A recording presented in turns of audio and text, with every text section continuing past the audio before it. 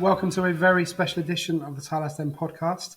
I've literally just made up a title for it. I'm going to call it Tactics Extra, which probably isn't the best title, but that's what we're going with for this Nice. particular moment in time. Okay. I'm joined not just by my regular co-host Ross, but we've also got Tom and Ryan, who are no strangers to a Tilehurst podcast. Young guns, if you like, who have got a very keen eye for tactics, along with Ross. So we're gonna kind of talk. They've got three topics that they want to talk about, and kind of Yeah. historical listeners will remember that we used to do like a round table, and this is kind of like a round table of tactics. Right. So it should be pretty interesting. Should be pretty meaty. Tom, let's go to you first, mate. Let's have a little chat before we begin the proper, in Okay. depth stuff. Tom, if this podcast was a style of football, Here we go. what do you reckon it would be? Oh, a style of football. It's got to be something entertaining. I'm not going to see me only ball, but Yeah. Yeah. it's not quite prime Guardiola either. I'd say it's a Genga pressing? Yeah. you know how like Iraola plays at Bournemouth now. A bit of a Okay. plucky underdog, but they've grown into it. They're showing what they can do. They're doing I well. like that. That's Yeah. good. Yeah, we like Bournemouth on this pod. We're very jealous of Bournemouth, so not jealous, admiring. So we like that comparison. So I love that. Yeah. Ryan, if this pod was a Reading player, past or present, who do you reckon it would be? That's a question. Someone with longevity and always delivers. I'd say I'm going to go with the Graham Murty because it's always reliable. Ooh. It's been the cornerstone of Nice. the Reading podcast scene for a while, and it's had a lot of appearances. So yeah, Graham Murty. That helps Nice. cover another one of the home nations that we don't cover as well. So that's good. That's Scottish taken care of to go along with the Welsh and English. Ross, if this podcast was a football shirt, any football shirt, what would it be and why? Oh, oh my goodness, that is an excellent question. I'm going to go with this season's purple turtle kit because it's Reading themed. It's a little bit wacky, and it's probably the result of alcohol. So we'll go with that as my answer. It's about 8 o'clock in the morning for you, Ross. So I'm sure you haven't hit the sherry just yet. Hopefully, I hope not. Anyway. Not just yet. Not just yet. Yeah, good. I like that. We like the purple turtle shirts. Good stuff. So yeah, we're gonna kind of talk a little bit about just tactics really, and the lads have kind of picked things that they're interested in. And I'm going to kind of do my best to keep everybody in check. And it's not competition. It's not like Team Tom or Team Ryan or Team Ross or Team me, for example. It's just having a chat about tactics because with the international break, it's quite nice to just focus in on a few little bits and pieces, really. So we're going to do that. Before we do that, massive thanks as always to our sponsors, ZCZ Films, who continue to prop us up in these turbulent times, shall we say, in RG2 that we're all currently experiencing. And hopefully this pod gives you a little bit of respite from what is going on at the club currently, whilst making you think a little bit. How about that? Imagine a podcast doing that. So we're going to get right into it after this very short break. Come rain or shine, it's time to relive the latest match action with the recap.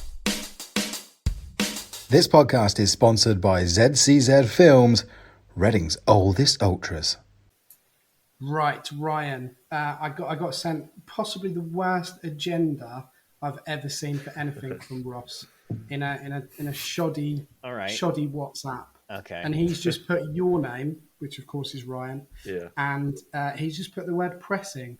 So Right. Ryan, the floor is yours, sir. Well, I think the best place to start would be with an explanation of what I'm about to talk about. So, a lot of Reading fans this season might have heard of the style of football that Ruben Sutter is trying to bring, kind of this gegenpressing, or the word that gets thrown about a lot is counter-pressing. Let's give it a definition in case our listeners weren't aware. Counter-pressing is a strategy used to disrupt the opposition as soon as possession is lost. It involves aggressively pressing the ball and the opponents near to the ball with several players. The aim is to win it back as quickly as possible and create scoring opportunities from there. Obviously, you may know it's been made famous by the Red Bull system, and it's been made famous by people like Klopp. And this section, I'm not sure if I'm allowed to call it this, but I'm going to call it Red Bull Royals. because that's the style of football that we've been looking to bring this season. Nice. I've been Yeah, that's good. That won't get us sued, Ryan. So that's all good. Okay. Just right. on. RB Royals. RB There we Isn't go. Royals. Carabao a bit more topical with Oh, all the well. adverts, maybe? Well, if I'm not back on the podcast again, we know why. So one of the most famous people that's used the gegenpressing style is obviously Jurgen Klopp, and a little quote to get us started on the section as well is, "No playmaker in the world can be as good as a counter-pressing situation." And it kind of got me thinking of obviously what we've been doing this season and how many chances and sort of any goal-scoring opportunities that we've created from pressing situations. So I did a little bit of digging. Obviously on last week's pod, which was fantastic by the way, with James Oliver Pearce, he spoke about Reading having the highest pressing stats in the league. According to Opta Analyst, Reading have the second highest PPDA in the league, which is passes per defensive action. Just basically means we're not letting the opponent play as much, and I think Bolton are the one that tops us out on that. 39 turnovers this season we've had have ended in shots, 4 of which have been goals, which are, I think that's some of the highest in the league, and we've got the second highest turnovers in the league as well. And then if we're looking at individuals as well, Harvey Nibbs, 4th highest tackles per game, and that's for an attacker as well. That shows that obviously when we've got the ball, when the opposition have got the ball and they're third, we're really pressing them high with people like Nibbs. Makairu, surprisingly, has got the 3rd highest tackle percentage as well. So the individuals are obviously performing very well within the system. And I know James spoke about sort of the idea of Ruben setting up the out of possession structure, and it is clearly coming through with the stats. I have a few case studies, which I'll quickly run through now. The first being Oxford away. I did a little bit of research. I went away to see if I could find any goals and see if I could. Did you literally go away that day as well, Ryan? Just checking quickly. I did literally go away that day as well. Yes, I was there that day. Perfect. So obviously our goal from then came from Oxford's being on the ball and in their own half. If you look at it, there's they're trying to set up into their attacking structure where they've got 3 at the back and they've got 1 player, where Nibbs and Kelvin E basically just press him. They set for him and they go together, which again, having a 2-man pressure in that situation, it's harder to escape. It was a brilliant run from Kelvin. There was some brilliant individual play there where he's cut the ball back across very well. But the pressing situation that he found himself in was he won that ball. He worked really hard, got the ball to the byline. It came from an own goal, which we kind of forced. The defensive line was so out of place in the situation as well. The back four were pretty much all over the place because they weren't expecting it. And that is essentially the whole point of pressing. Mm-hmm. The second case study that I had that I looked at was the second home goal. Second Exeter home goal. One thing that I noticed in particular in there was that Reading were very compact, and in the other situation that I'll mention in a second, we're almost using the touchline as sort of an auxiliary defender to try and compact that space as much as possible. In the picture, the Exeter player gets the ball right in the middle, and there's around 5 running players just around him, and we're basically the idea is to suffocate him, which we did pretty well. Vickers blocks the passing lane, Nibbs comes across and tackles him, and eventually, because the defensive line, again, so out of place where they're trying to set up into their attacking structure, they're so out of place, Nibbs has won that ball back and he's put the ball across to Smith, who's in tons of space, and he scores. Yeah. There is another situation, which Reading have done a few times as well, which goals have come from. You might notice the fact that they're so quick to push down the keeper or so quick to press down a player that doesn't have many passing options. They did it for the Shrewsbury home game for the Reading's first goal.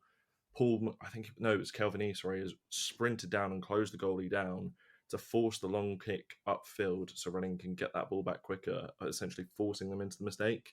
Reading then have a nice build-up, leads to Smith scoring, but again, we're trying to force the mistake.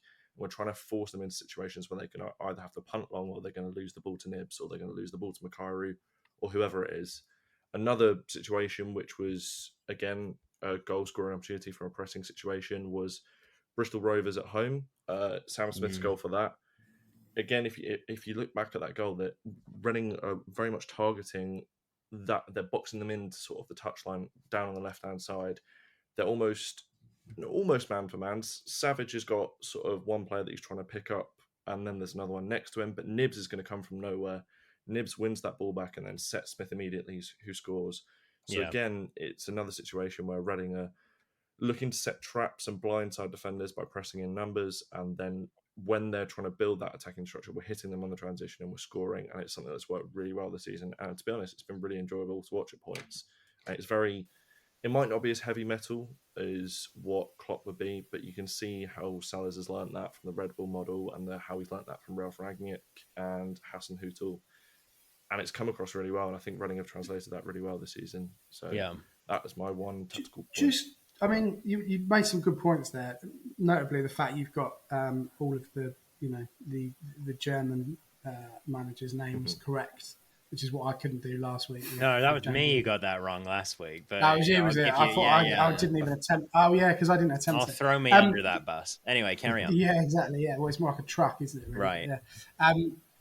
Just going back to Kelvin E, do you think that? I mean, obviously he scored what I would class as an absolute worldie against Cambridge this previous weekend.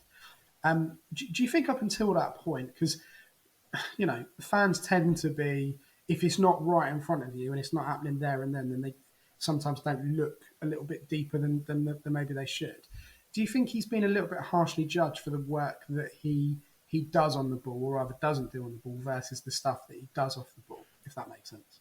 In terms of the pressing and what you've talked about there. Because, the Oxford game, it's like, why is he playing there? But it quickly became evident why. Yeah. Because he forced the point for us.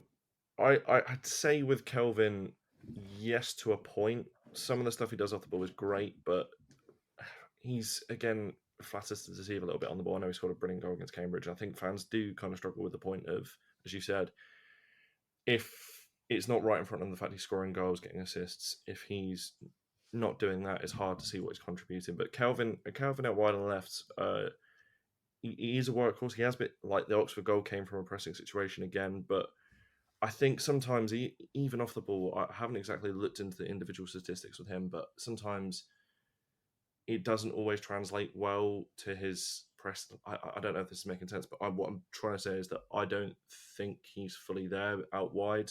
He's used to being up front, and while he's a good impact player off the bench, and while for the last 25 minutes he's coming on, he's causing a problem, when he starts there a lot of the time, I just don't think it offers the same. Well, and I think what you said that's kind of interesting is picking out Makairu as someone who had some pretty good pressing numbers when he was playing out left. So of the players, and I still don't think Reading have found really the best player to play out left for them this season, but of the players who have played there, Makairu oddly is the one defensively who's been the best. Are there any other, I guess, question for you, Ryan, when you're looking into this? Nibs is the obvious name, who's a very useful presser, and obviously he's way up there in tackles for the whole league. Are there any other useful pressers in the Reading system that you kind of came across other than Makairu and Nibs? See, the two that I came across, which I think James spoke about a little bit, about the Sixes pushing up into the midfield and pressing, was Wing and Savage. A lot of the time for the Bristol Rovers home goal, Savage was the one pressing there. He's always full of energy and flying into tackles, and Wing as well. Is that there was a situation, I think it was the Wigan Femi Aziz screamer, where Wing's the one that initiates the pressing. He basically just sprints at him and just sprints at the player on the ball. Them two in particular, it's amazing because if they beat that press of Wing and Savage and they knock it around them, all of a sudden there's a gaping hole in our midfield. But it's amazing how quick they are at both just kind of tuning in. They go, right, ball. It's kind of like they've got one mentality where it's just like ball. And half the time it does work out, but I thought that was very interesting because it can be risky. Don't get me wrong, we're exposing the back four by them sprinting forward. But yeah, Wing and Savage for that, especially. Yeah. We talked a little bit about getting like a duo, like in a dream scenario, which two players would we want to get on the pod? And Ross mentioned Nibs and Smith together, but for me, I'd love to get Lewis Wing and Charlie Savage on here and just talk about how they, to reinforce my own personal agenda really, but how they kind of complement each other, because they play really, really well together, I think, and they're only going to get stronger. And the hope is that we can keep both of them next year, and they kind of, I say cement because they're pretty much there. But obviously, Craig is kind of around the squad as well. But for me, those two are fantastic. Really, really good, and the way that they work together is great in terms of the pressing. And as you said, James talked about it a little bit last week. Tom, have you got anything you want to? It's like news night. Have you got anything you want to say? Yeah. Would you like to join in? Have you? I just, as kind of Ryan said, anything that kind of stared anything in you at all about the pressing, because it's, he brought some really good stuff there, and I saw that stat in a week about Nibs and the tackling, and that kind of blew my mind, because it's not something that you associate with really. Yeah, Anything you want to put him on the spot for, Tom? yeah, definitely. I mean, you're just going on about Wing and Savage. I sort of thought I was watching what was it, Man United v Liverpool last week, and I remember seeing Bruno and Mainu sort of in a not a dissimilar way. One's older in wing of Bruno, plays a little bit more advanced, but in build up, they're the ones dropping more into the back four, whilst the younger one goes and presses. Obviously, Savage only about, I think he's 20, 21 years old, lots of energy, presses really, really well, and even though he's typically you'd say he's more defensive than wing, doesn't get forward as much maybe. It's just interesting to see how he's using that press. Yeah, it's not something that I think to start with. For me, in terms of that, I say not obvious. That's not quite right, but certainly in recent weeks and months, the press has become a lot more evident in terms of the energy in the squad, and obviously that, for me, that always comes down to a basic in terms of confidence and having the strength and the mental capacity to go and chase those balls and put pressure on the opposition. And we weren't doing that, certainly up until Christmas. So It's been really, really nice to see that shift. And overall, Ryan, you've Ben, I'll just say, overall, the results have been, we shifted to a completely different style of attacking, and we've gone in, I think we're the fourth best attack in the league on XG right now. So we've changed the style of attack completely. We've scored more goals this season than we scored all of last season in more games. So we I think we're at 1.4 goals a game right now versus 1 last season. So overall, we've changed the style of attacking, using that pressing as a weapon, and I think it's worked out for the better overall. Yeah, good stuff. Thanks for that, Ryan. That's really good. And losing my voice already. It's not good, is it, on a Sunday? But yeah, no, really, really positive stuff. And don't go anywhere, because I'm sure we've got questions for the other lads. So we're going to take a very, very short break, and then we will come back with Mr. Tom Hill. Keep up to date with all things Reading FC. Follow the Tilehurst End on Facebook and Twitter. This podcast is proudly sponsored by ZCZ Films. Remember, if you want to get involved in sponsoring the show, drop us an email to thetilehurstend@gmail.com. Right, this is where the agenda gets even more vague, because Ross has literally just written, Tom, build up. Yeah. So I'm going to let you build up on your own build up, Tom. Go for it. Yeah. Well, it's more about like the sort of shape we are in build up. So if you think back to earlier in the season, we struggled so much, and been having a look through my past articles, just wanted to come up. Fleetwood at home, one of the weakest teams in the league at home, and some of the screenshots are just awful. Really, we're so compact. We're not using our width at all. The fullbacks are way too deep. I think it was Guinness Walker who was playing. You would think is even more attack minded than we usually have, but he's almost joining in with the centre backs. Midfielders are way too deep, and that just makes it so easy to bait in the opposition, cut off the passing lanes, and we have no option except to boot it long, really, which is what happened quite a lot. But then you move into, well, since that game, since the move away from the 4-2-2-2, we've thought, I know this is a bit like wishy-washy saying shapes in build-up, but it's sort of a 3-1-3-3 with the centre-backs and one midfielder, which is usually wing in the back line, and then the other midfielder in the defensive midfield. So, yeah. Then with the Nibs and the 2 fullbacks higher up, and then the usual front 3.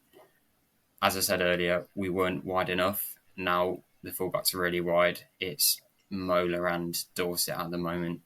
Yedom obviously used there a lot as well. And that allows them to come into midfield. We've seen Mola, especially in the 10 position, quite unorthodox, but I think you mentioned last week with James Oliver-Pearce, he's good at using his body, getting in the way of things and latching onto long balls. So yeah, in terms of like how we actually build up in that shape, we usually have Savage in that DM spot, and we're really good at playing like fast vertical balls into nibs. And then because we only have that one midfielder, because Wings dropped into centre back, we'll have Kelvin and Mackay drop into midfield, like not necessarily inverting, but because we got the fullbacks wide, they sort of have the authority to do that. We've seen that. I think it was, who did we play last week?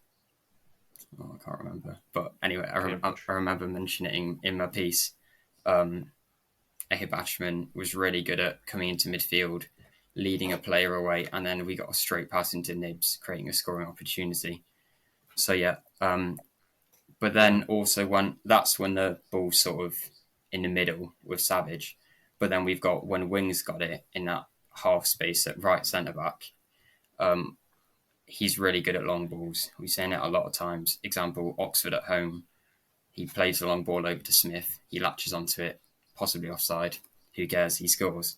But just in behind him is Nibs, who goes the other way to him, takes away a couple of the centre-backs and gives him the space to do that. Obviously, this system does have some flaws. When Ehib Ashman plays, for example, I said he can go more centrally, but then sometimes Nibs can go a bit out wide, and then we have no real attacking midfielder. And obviously, when we're playing stronger opposition, we might want to play Craig because of his defensive abilities, but he's not really as good as either of the other profiles at those line-breaking passes and long balls.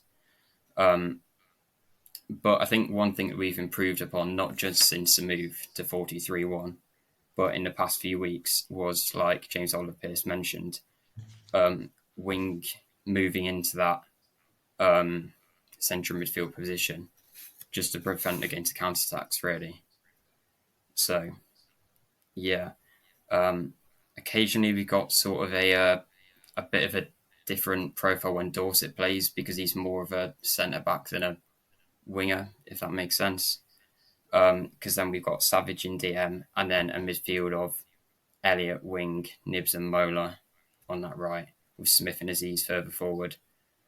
Personally, I prefer that a little bit more because I just don't think Dorset's as good going forward at crosses as, say, Mola and Yiadom, really. Mm-hmm. But it does give you that three in midfield to pack it out a bit more of Savage, Wing and Nibs. And we've been very lucky, really, this season, ball playing centre backs. You know, think back to previous years when we've Tom Holmes and Dean this season, Hutchinson, but they're not really as good at those wide positions. Because then when we lose it, we can't recover, we can't really stop the counter, and they're not as good as those spring passes out wide. So, yeah, there's my 50p. It's a good point about the fullbacks, like a really, really good point, because, you know, we seem to be focusing a lot on Oxford away, and it's a good example of kind of for me, not just the kind of the change in formation and setup, but also the mentality shift, because first half particularly, you know, where we were, should have been sat, but stood, you know, Dorset was going forward, but it was almost like he was on a string, like he would get only to a certain point and then go backwards, and we'd lose the ball. Yeah. And that, you know, for me, because Savage wasn't in there wasn't the energy or the, you know, say composure, but there was that missing bit in the middle there to try and recover the ball. I mean, I want to kind of ask you really, Tom, about Mola in terms of his performances over the season, because we said time and again on the pod, you know, I think Ross called it the redemption arc for you know, for him as a player, and that's somewhat true, because when he joined, it's like, I don't think this guy's ever played football before in his life, with all due respect. But actually now he's one of the first sort of, you know, names on a team sheet. Why do you think he's been so successful in that particular role of recent times? Well, I'm not sure, to be honest myself. It seems like this sort of slightly strange thing that Sellers has done a few times this season. He'll have a player play for a few games, then just cut him out completely for a few weeks. obviously nearer the start, that was McIntyre, Holmes and Carroll, one of which never returned. But when they did return, certainly Holmes was much improved after that. I'm not sure what they're doing on the training ground to make that better. It's possibly attitude, but it's also maybe because Mola's playing on a preferred side. We don't know too much about him because he hadn't really played many games before he came to Mola us. as well. They seem to have identified attributes that they like. So I think Mola's quite important. I'd be interested in your thoughts on him in the build-up, because I think he's quite important in that, he can go wide. We've seen him get some crosses in, going wide on either side of the field. I do think he's better on the right side though. But he can also knock the ball down in the same way that Nibs can when the ball gets put forward, vertically. So I think he's become a very important player. I think the coaching staff, I feel like this coaching staff are all about identifying qualities in a player that they can utilize somehow. And Mola, for whatever reason, they've worked out that he can collect the ball wide or coming inside, which I think has kind of been how he's improved a little this season. Yeah, he's certainly impressed me in recent weeks as well. And I think all the players have, to be honest with you. I think it's really interesting. We're focused on different things here, but given all the off field stuff and the kind of the roller coaster of mood that we've had in the fan base, the players are coming out pretty well from this in terms of the support, and they're just buying into that kind of, not panic, but the kind of the emotion and the feeling that we have as a fans, and they're really giving it as much as they can. And my hope really, and I'm sure you guys would agree, and anyone listening to this, is that we can try and keep the squad as close as it is right now moving into next season, because I do feel that there's a lot of potential. Once we actually get the sheer basics that a football club should have in place, then we might be able to do something in this league. And they've coped really, really well from what was a horrendous start, like a really, really bad start. They've coped fantastically well in these areas, and I think it's only right that we praise those individuals as well as collectives, really. Talking of individuals, Ross has got, it's a title to chill anyone's bones, really. So we're gonna take a little break, and we're gonna come back with Ross, and then kind of round off with any other thought nuggets that you guys have got, really. So we'll be back in a few short seconds. Be loud and be proud and back the boys and make some noise. Come on, you R's! Shout out to this week's podcast sponsor, ZCZ Films, showing that age is no barrier to being a hula hoop.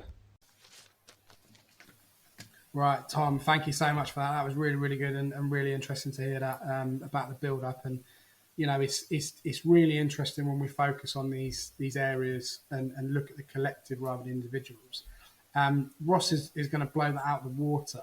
And on the agenda that he sent me, and I keep going back to it because it was absolutely shambolic. Right. He's put Smith versus Carroll. And quite honestly, at that point, I nearly pulled the plug on the whole thing. I don't have any particular issue with Andy Carroll. He's a lovely, lovely guy. I think he was probably a bit of a scapegoat, at the start of this season. And, as Tom said, he never came back, which sounded pretty ominous. The way you said that, Tom, it was like, that was it. He was out. He was off to the horse farm. Right, but, where's he gone? Yeah. What's Ruben done with exactly. I don't know. He seems to be doing all right. Fair play to him. Ross, I'm genuinely intrigued to know where this goes. So, Smith versus Carroll, over to you. Sounds like a low-budget court drama, doesn't it? Even I am not entirely sure where this is going, to be perfectly honest with you. So we'll see where we're at in 10 minutes' time. But Andy Carroll scored last week. This is why this is on my mind. He scored in a 3-1 win for Amiens against Angers. And both of those teams have fun names to say, so I thought I'd bring that up. Nailed that pronunciation there. Thank you very much. So Carroll, obviously he started the season for Reading, but was then banished to the Shadow Realm. Has not come back. He's been in France. He's got 13 starts, 4 goals, 25 appearances for Amiens. But I thought there will be not bad, right? Like, he's doing all right. He's having a nice time. But I thought what would be quite... Are you talking about Andy Carroll's stats, Tom, or Ross's pronunciation of the French It can be team, either. It's progressive on Yeah, the well, on. it was Carroll starts, but that's not bad either. Yeah. Yeah. Right. Say it again, Ross. What was it? Amion, isn't it? I think Amiens. that's I where don't he know. is. I thought it was Amiens. Amiens. It might be. It's I don't probably know. Amiens. Yeah, I I don't don't know, speak yeah. French. Is the issue. You Anyway, do. It seems like you do. well, Almost fluent. not enough to learn what's going on with Andy in France. So anyway, basically, what I thought would be fun to do would be to compare Andy Carroll to Sam Smith. Now, when I decided to do this, I thought it would be kind of like comparing how different players attack the lone striker role. You see it all the time these days, right? Like it's pretty rare to see just a traditional like two striker, two center forward thing going on anymore. Come to find out though, when I go back and look, I don't know about you guys, I've memory holed large parts of last season. We were often playing in a 3-5-2 at points, and the points that Paul Ince remembered that Lucas João existed, Reading are actually playing him on the right side of a 3-5-2, which is kind of interesting. You see Yaku Mete used there, Shane Long never used in the right position. But just kind of interesting.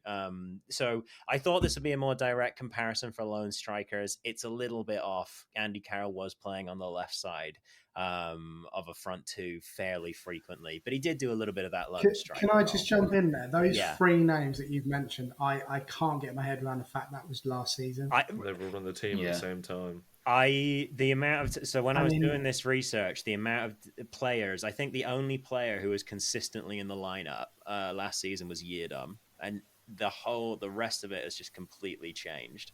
Crazy. I'll be honest, I think I blanked out from about January to the end of the season because it was just a that, and it was kind of. I still can't believe that Jeff Hendrick managed to play basically every game in the Championship. The standard that he was. It's another remarkable. reason why Paul Ince should never be a manager again, in my opinion. He'll be back. He'll be back. He will, yeah. Well, so I thought it'd be interesting to compare how they played anyway. So Smith right now, Smith's sitting on 11 and 27 games. He scores every 204 minutes. Carroll last season got 9 and 30, scored every 211 minutes. The reason those are close is because Carroll got subbed off a lot earlier, very frequently. So Carroll was averaging less than 70 minutes a game in the Championship last season. Obviously coming off quite a lot. It's also important to note that they're playing in very, very different game plans. So the closest man to Carroll was often another striker or somebody even deeper than that, because Carroll was dropping deep a lot, is what I learned looking back at last season. Carroll was actually getting more passes off per game than Smith, which seems odd. But he was doing it from really, really deep. And he was kind of being involved early on in the build-up. And if he was going to shoot, he wanted to shoot first time. A lot of his shots are he'll play the ball out wide, and then Reading will cross the ball back in, and he'll have a first-time header, obviously, back in. So a lot of Carroll's shots kind of came like that. Smith, while he's still a pretty big lad, he's obviously not Andy Carroll-sized. Not many of us are Andy Carroll sized. So Smith, 6 foot tall, but he can use the ball on the ground a lot more as well. So he's kind of been much more useful, taking a couple more touches to get his shot set, or he can even take the ball and use it for assists, for creative play and things like that. So basically what I found looking at Smith and Carroll is that neither player is getting a whole lot of the ball, both players averaging around 27 touches per game, but Smith was getting way more shots, way more touches in the box, and much more progressive action around the box than Carroll was. So Carroll's getting his touches back towards the halfway line, whereas Smith is actually able to keep the verticality throughout the game, not get frustrated with the small amount of play that he's actually getting, but then do something with it. So when I've been watching him this afternoon, especially, we see a lot of the time whereby if he doesn't think he's going to get that shot off within the first or second touch, he'll take a turn towards the outside and he'll look for the cross. Smith's got lots more crosses than Carroll, lots more progressive carries. Sorry, Ben. Than Carroll had during this season. So just kind of like a more productive forward overall, and I think it's just through that that sort of versatility that comes with Sam Smith. I was actually more impressed with Carroll through looking over his stats and things and watching him play last season than I thought I would be. From what I remember is doom and gloom and Port Vale away. It wasn't that bad, but Smith, I think, is a player that allows us to do a little bit more, and obviously helps out with what Ryan was talking about with the pressing as well. So interesting comparison, but I'm glad we are where we are, basically. A more progressive player. We're 39 minutes into a podcast about tactics. Yeah. And we've only used the word progressive once. Yes. Which I think is pretty good, actually. I'm pretty chuffed with that. So thanks to everybody for buying into that. That's all right. Banning of the word progressive. Genuine question to any one of you, actually. If you had the choice, right? So we know about Andy Carroll. We know what he can do, what he can't do. Same with Sam Smith. We know what he can do, what he can't do. Largely because Ross has reminded us very eloquently of their strengths and weaknesses. Who would you rather have if world was your oyster and they were the only two strikers you could have in the world, for example? Who would you rather have, Carroll or Smith, and why? And that's to anybody. It depends what Carroll we're talking, because if we're talking Andy Carroll like Newcastle Championship days, I think it's Carroll, because there's a reason why he did go for 35 mil. But if we're talking Carroll versus Smith now, it's Smith every single day of the week and 5 times over, because Carroll can't run and Smith can, and it's very nice seeing a ball playing in behind and not looking at it thinking, oh God, we've got to watch Carroll chase after it. It's Smith who can get on those. So yeah, a prime Carroll probably, but for the last however many years, probably since Carroll was at West Ham, Sam Smith. Just more complete. Definitely agree with that. Smith he's just like light years better, I think, now. Well, in the current state is. Andy's from around where I'm from, so another reason to like him for me.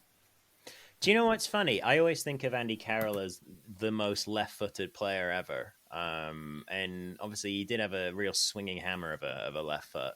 But Smith this season has actually scored more, like a higher percentage of his goals from the left side with his left foot.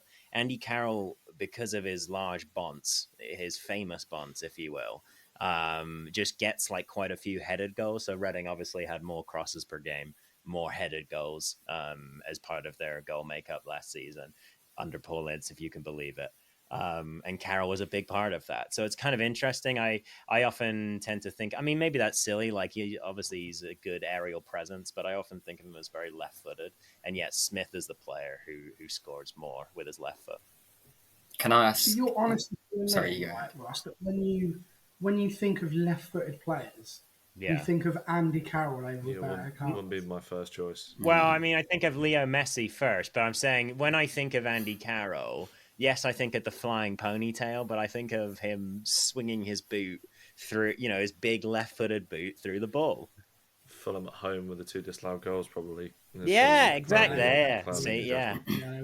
What was surely Roberto Carlos is the one that you think of with left foot? Surely. Yeah, I mean, like once you start bringing in Brazilians, you can't really compete with Reading players for the most part. What was anyway? What was your? Tom was going to say something before I cut him off. Sorry. Tom was going to say much more interested in what I was going to say. Go for it, Tom. Well, I remember on the first day of the season, Port Vale lost 7-0 to Barnsley, famously, of which a large amount were set-piece goals, and our fan base were going mental over, we've got Andy Carroll, we're going to score. Then he misses a penalty and we lose 1-0. But just on a sort of a larger question as well, I remember when we got relegated, a lot of fans were saying, it's all right, we still have a decent squad. And the front three of Ejaria, Carroll and Ince was being thrown about a lot. We're in a rather different scenario now. So it's a question to anybody, really. But do you think they'd be doing better than Kelvin, Smith and Aziz, Ejaria, Carroll and Ince? Oh. You'd need a different manager, wouldn't you? Because he couldn't. None of those players. Ince actually could probably play. Ince was good defensively at points. Yeah. I was just saying. Problem with Ince is he was counterproductive to the morale, and I don't think people really like. Obviously, very talented player. I don't know what he's been up to this season because When players leave, I just forget about them, and it's not out of spite. I just can't be bothered. I can barely keep track of our own squad, to be honest. But within, you could just tell that there was kind of a toxicity going in, and it just never looked right. And there was that game where he had a massive go at Tom Holmes, and Hull at home, wasn't it? It just didn't sit. It doesn't sit right with me, and this squad, and that's backed up by obviously people we talked to, and obviously we had James on the pod last week, but there just seems to be a little bit more of a kind of camaraderie with where they're at, and I think that adds a lot to what they're trying to do personally. Pound for pound, talent for talent, it's difficult. It is difficult because they're a product of their environment in some respects, and that confidence that grows or doesn't grow within those teams. But it's a very good question, and I will think on that. And I can't give you an honest answer. I'll go out there on the line, and I will say, under a Seller system, obviously this season, individual talent wise, I'd actually say Aziz is better than Ince. I like watching Aziz more than I do Ince, which is a sticking point. But honestly, the amount of times that you see Aziz this season, I know he was under a lot of criticism at the start, but now he's our best player by a mile.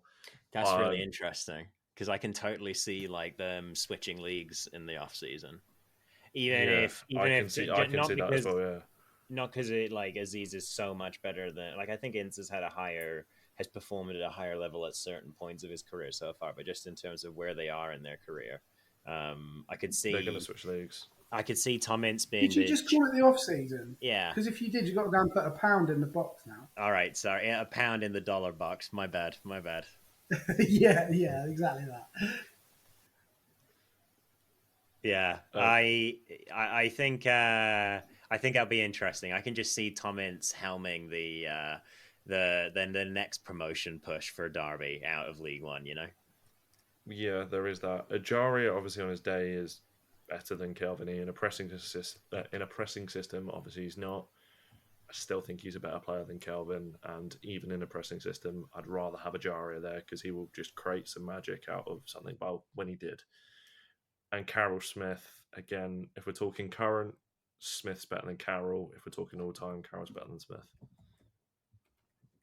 I think that's fair. I think that's a fair summary. Yeah, good points, well made. It's this is why I think it's quite good to have these kind of very generic starting points, because it throws up this kind of discussion in a way, and it's definitely food for thought. And I think really it just shows you how different, or rather, it reminds me personally of how different this squad actually is. Yeah. I can't remember what it was, but someone made the point about Yeardon being the only one who's consistent in the squad from last year compared to this year, and that's crazy, isn't it? Like that, everything has changed. It really and has. It's comparable. Like we're a lot more exciting to watch. I can't really make the point, but like it was Mel. So we've had a raft of new writers, of which Tom is one of them. Actually, he's knocked up some great articles recently. Obviously, Ryan's joined the podcast this season as well, which has been great. But Mel wrote about how enjoyable it was to watch, this team currently, and she's right. That there is a really, really good backbone to that team. They just need that stability off it to really elevate. And I've really enjoyed the last few games. I have to say, like even coming away from the game and watching the highlights has been fantastic. And normally, particularly last season, be like, I can't wait to get out of here and just go home and forget about the football club. So there's been a lot of positives on the pitch, and certainly since the turn of the year, which is great. So yeah, it's difficult when you're looking at them like for like, as it is with any team really. But interesting point. One thing I will say on that actually is that about it being more enjoyable, there was always kind of this thing in the back of my mind that Reading fans would sort of enjoy the pressing style and enjoy the high energy style, because I remember listening to a podcast ages ago, and I remember hearing A.D. Williams speak to Steve Coppell, and Coppell went, we were doing pressing before pressing was fashionable. And that was one thing that kind of always stuck with me, that when I heard we were getting Sellers, it was like, okay, obviously the 4-2-2 didn't work out, but technically a variation of the 4-4-2. And I always thought maybe that's going to make Reading fans just enjoy the football a lot more, because it's going to be a bit of a throwback to the sort of high energy team and never give up and never say die. And although we're not playing the 4-2-2 anymore, it is true. Like this running team, especially in the last few weeks, not the start of the season, the last few weeks, even the Shrewsbury game, obviously we went 2-0 down after 10 minutes. We kind of came back to the attitude of, okay, right, but we'll come back. And like, although I'm still not fully confident with the idea of running and do that every game, because obviously the Shrewsbury game, they didn't come back, but it's coming back into the idea of when I grew up, running was always, you never say die to the last minute. And it's kind of bringing that back in, which has been nice, I thought. I mean, again, we could talk about this for hours, but I'm just, conscious of listening time, really. One thing I'd ask either of you is, would you, if you were the Reading manager, so if you were, Ruben Sellers or whatever, would you make any changes tactically to what we're currently doing now? Or would you go, no, it's working, just don't touch anything? Say, for example, Tom, Ryan, Ross, whoever, you came in tomorrow and you had that squad to work with, would you leave it as is or would you make changes? I think it's a good question, because I think that's something we can come back to as well later in the season, once we know how these last 7 or 8 games go, and what that means in terms of whether we can keep all of our squad. Obviously, that'll make a difference. But we've spoken before on the podcast about, I think we need depth for basically every position. So I think this is, we built some sort of project, and now getting the depth and getting players that buy into that project is the next important thing. But I do think it's a good point, Ben. Like, how do we build from here? We built a team that can get itself out of the relegation zone.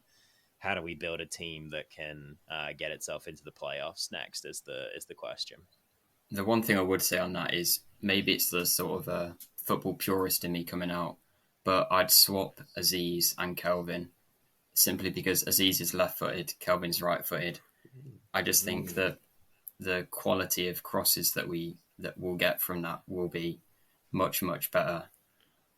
Plus, when you've got Kelvin sort of arriving at the back post, it's naturally on his left foot, which he's weaker at, and his finishing isn't, it leaves to be a lot to be desired anyway, whichever foot it's on. So that's one thing I'd do, but I'm sure Ruben knows better than me. See, I would be the opposite. I keep Femi out. I keep Femi on the right, personally. I like the idea of him cutting in. I get your point, like with him being a left footer on the left side and sort of the crosses, but Femi being on the right side, cutting in on his left, I've always quite liked. I would, and this might be, I don't know how controversial it is, I would persist with Paul McCarroll out left rather than Kelvin. I don't know why. I just would. And then I'd have Kelvin as sort of a rotation for Smith. And I'd definitely 100%, and I don't know why it's not been done sooner, keep Elliott in the midfield, in the 6. That would probably want to be, he would be added to the rotation with Craig, Wing and Savage. I wouldn't keep pushing him out wide. He's a 6, keep him centrally. And yeah, but if I was looking at the transfer window, the 2 areas I would look to target is left back and left winger.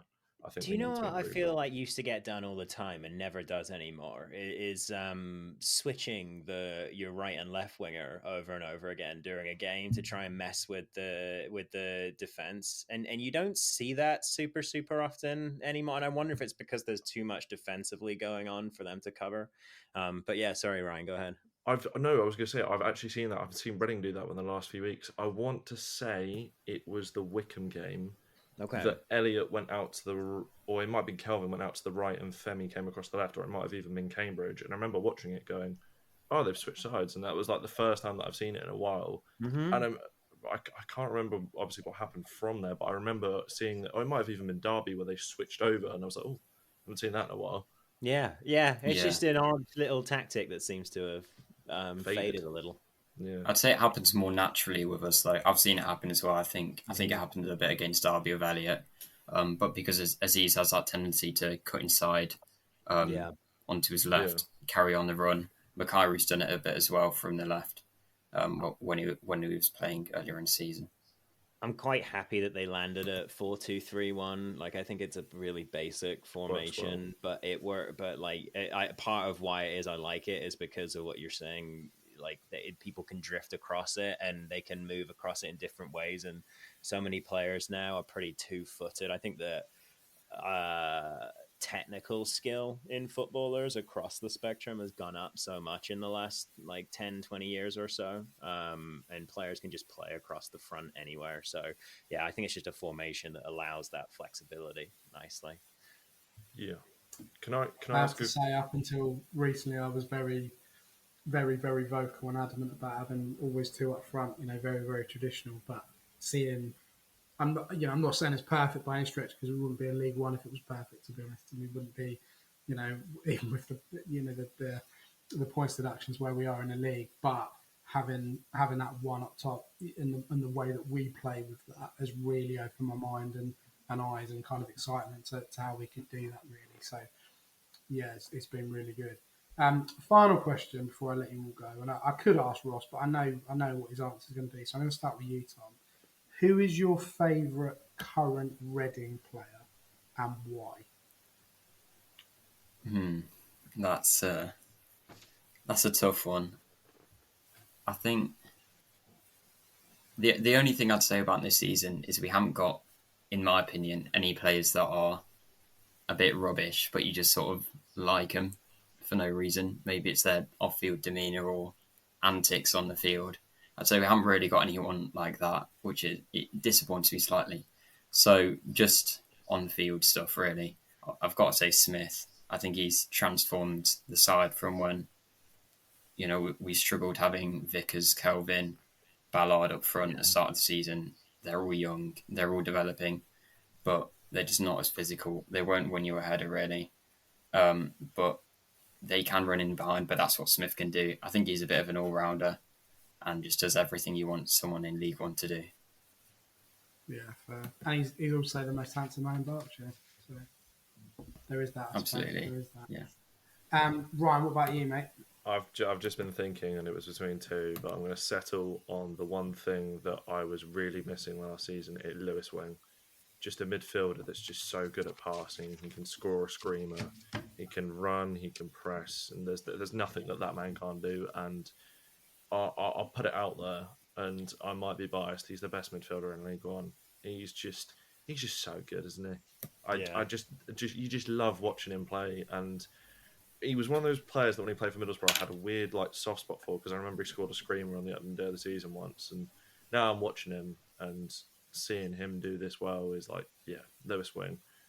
I would get him on the back of my shirt, but every time I do that, they leave, so I can't. So, yeah, there is that, I guess. I got Ballard on the back of mine this season. Oh no! Who have you got, sorry? I got Ballard on the yours? back of an away kit.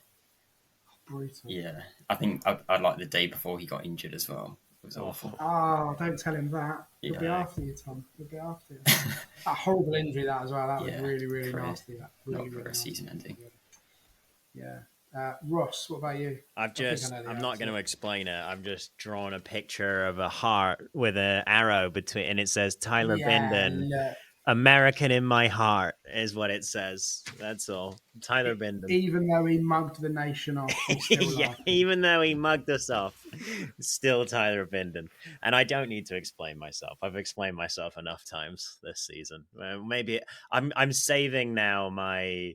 I realized this the other day. I've kind of there were times this season when I wouldn't shut up about him, and there are, in the last few months I've been, I'll mention it, but I'm quieter about it. We're about to get into end of season awards, and I am fully about to get back on my high horse about this. So this is your small bit of prep for the end of the season, basically.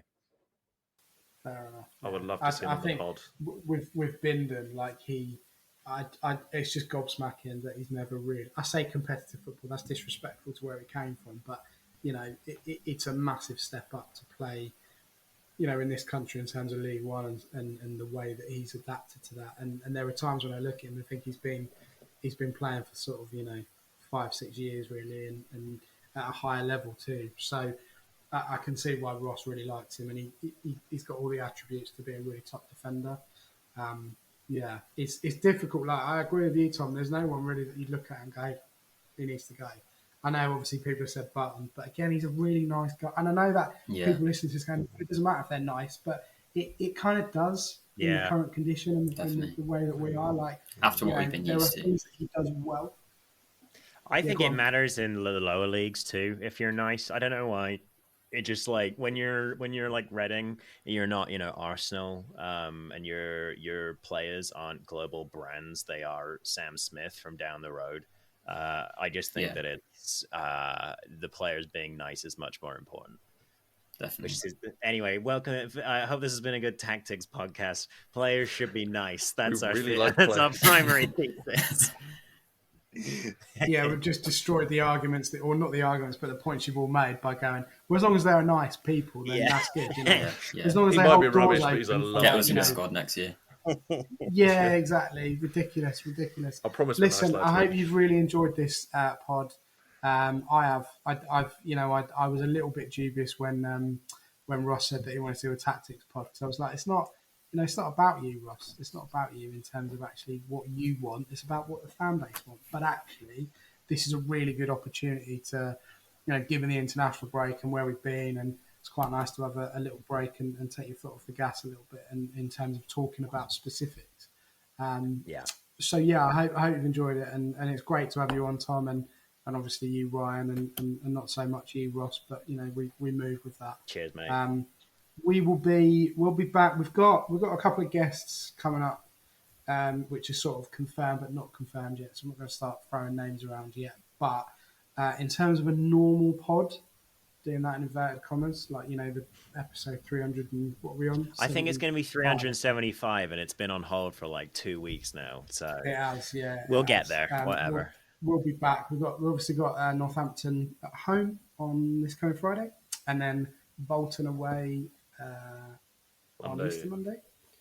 Yeah, it's coming thick and fast, aren't they, these games? So we'll be back at some point over that period. I was going to say the festive period, but you don't really describe Easter as festive. Yeah, that's Christmas. Anyway, I digress. Thank you very much, gentlemen, for coming on. Really, really appreciate it. I hope you've enjoyed it. Hope you've enjoyed listening as well. Big thanks, as always, to our sponsors, ZCZ Films. And we'll be back at some point in the coming days with a standard podcast. Have a good week, everybody, and we will see you soon. Come on, you R's.